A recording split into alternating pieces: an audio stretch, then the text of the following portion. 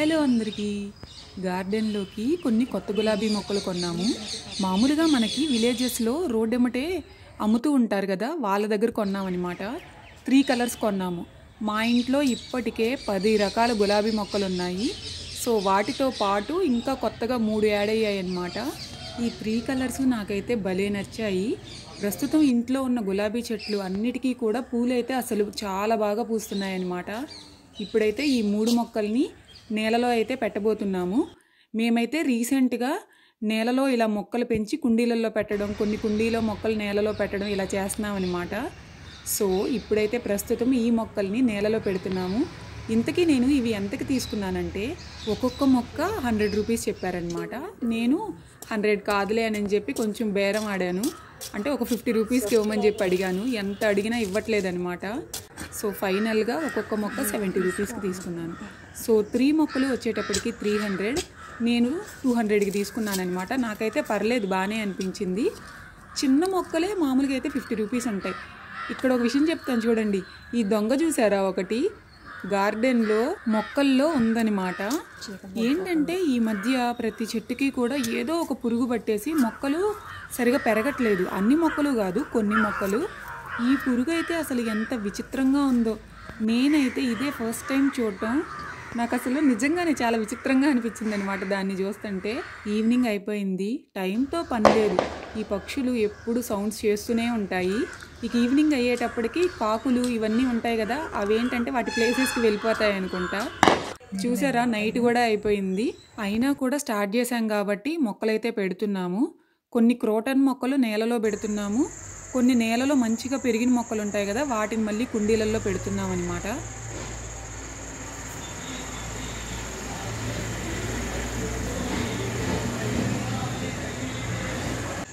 ఈ మట్టి అంతా మనకి గులాబీ చెట్లకు ఉంటుంది కదా, ఆ మట్టి అనమాట. దీనిని కూడా చక్కగా కుండీలలో పెంచుతున్న మొక్కలు ఉంటాయి కదా, సో దాంట్లో అయితే వాడుతున్నాము. ఇవి క్రోటన్ మొక్కలు కుండీలలో పెడుతున్నాము. ఈ మొక్క అయితే అసలు భలే ఉంటుంది తెలుసా, ఎంత అందంగా ఉంటుందో. ఈ పాట్లో అయితే అంతకుముందు రబ్బర్ ప్లాంట్ పెట్టామన్నమాట. అసలు ఎంత బాగా పెరిగిందో. ఆ తర్వాత ఆ మొక్క సడన్గా కుళ్ళిపోయింది.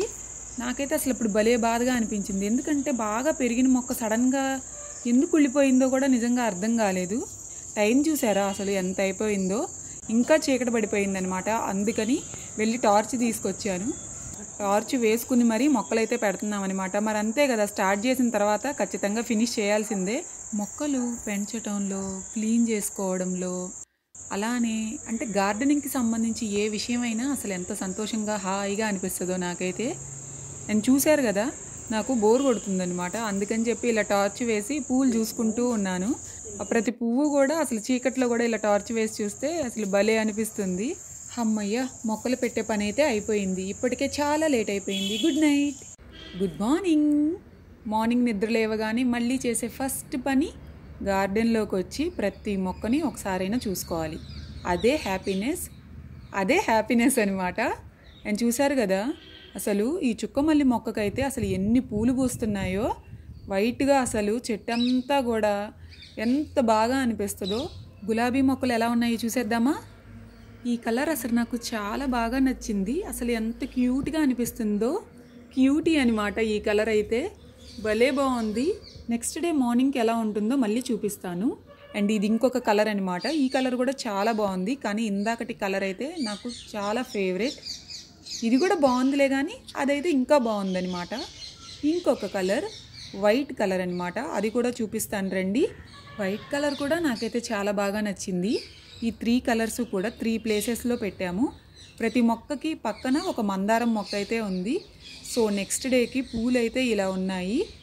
ఈ 2 పూలు అయితే ఆల్రెడీ పూసేసాయి, కానీ పింక్ కలర్ ఉంది చూసారా, అదైతే నాకు అసలు భలే నచ్చేసింది.